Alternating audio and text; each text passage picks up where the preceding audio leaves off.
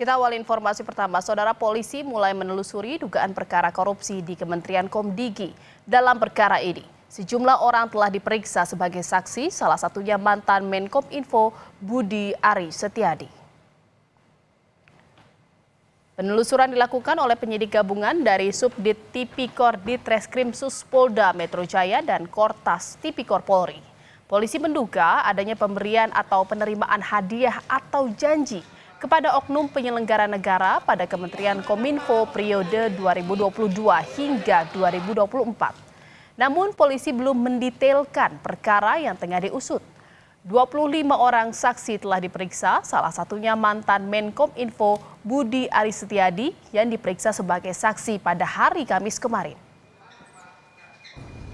Terkait dengan tindak lanjut penyidikan ini, maka hari Kamis kemarin, tanggal 9 Desember, tim penyidik gabungan telah melakukan pemeriksaan terhadap saudara BAS ya, selaku Menteri Kominfo periode 2023-2024. Diperiksa sebagai saksi ya, diperiksa sebagai saksi di ruang pemeriksaan di lantai 6 gedung Bareskrim Polri.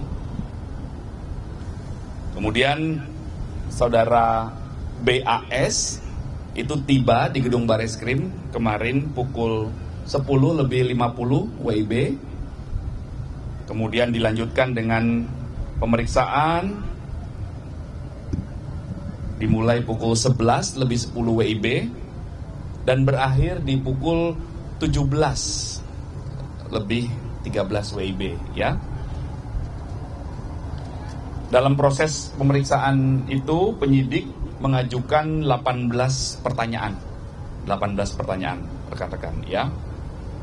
Saudara, kasus judi online yang melibatkan pegawai Kementerian Komdigi memasuki babak baru. Bareskrim memeriksa mantan Menkominfo Budi Ari Setiadi untuk mendalami ada atau tidak keterlibatannya. Langkah ini didukung Komisi 3 yang menyebut pemeriksaan menyeluruh harus dilakukan. Ya, solusinya gimana, Pak? Lalu kita warga negara. Pak, nanti katanya polisi mau mendalami, Pak. Gimana, Pak? Tunggu aja dalamnya, nggak apa. Pernyataan kesiapan Budi Ari Setiadi soal mengaku siap diperiksa dalam kasus judi online kini diuji. Budi Ari dipanggil Bareskrim Polri untuk diperiksa sebagai saksi terkait kasus judi online yang menyeret sejumlah pegawai Kementerian Komdigi tempatnya pernah bertugas. Budi menjalani pemeriksaan di Bareskrim Polri sekitar 6 jam. Usai diperiksa, Budi tak berkomentar saat ditanya soal keterlibatannya dalam kasus ini. Meski tidak memberikan informasi detail, Menkominfo periode 2023-2024 ini mengkonfirmasi pemeriksaan dirinya terkait penyelidikan kasus judi online di Kementerian Komdigi. Saya ingin memberikan pernyataan. Yang pertama, sebagai warga negara yang taat hukum, saya berkewajiban untuk membantu pihak kepolisian dalam penuntasan pemberantasan kasus judi online di lingkungan Komdigi. Yang kedua, pemberantasan judi online merupakan tugas kita bersama sebagai sesama anak bangsa. Karena itu perlu konsistensi dan keteguhan hati untuk menuntaskan pemberantasan judi online ini, terutama dalam perlindungan terhadap masyarakat.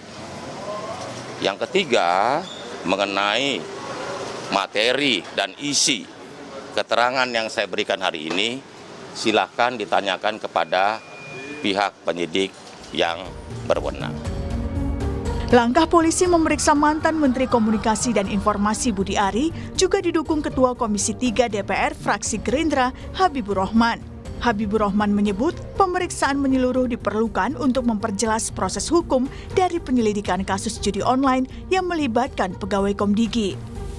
Ya bagus ya, silakan saja ya diperiksa. Pak Budi juga saya pikir akan kooperatif, ya sudah kooperatif juga memberikan keterangan supaya peristiwa ini bisa benar-benar diungkap dengan terang benderang. Kalau feeling saya sih ya, saya tahu Pak Budi orang baik, Pak Budi itu orang profesional ya, insya Allah ya, kita berharap nggak ada sedikit pun keterlibatan beliau.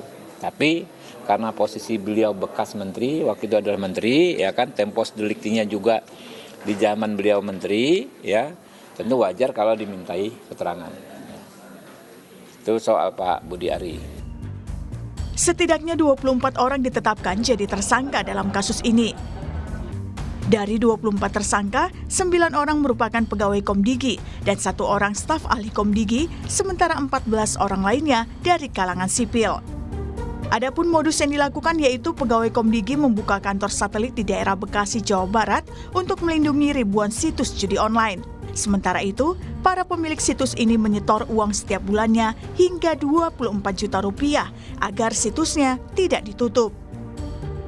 Dari hasil pemeriksaan, polisi menyita sejumlah barang bukti. Beberapa di antaranya adalah uang senilai 76,979 miliar rupiah, 63 perhiasan, 28 kendaraan bermotor, puluhan alat elektronik, hingga senjata api berikut ratusan butir peluru. Polisi menyebut nilai total barang bukti yang disita mencapai 166,686 miliar rupiah.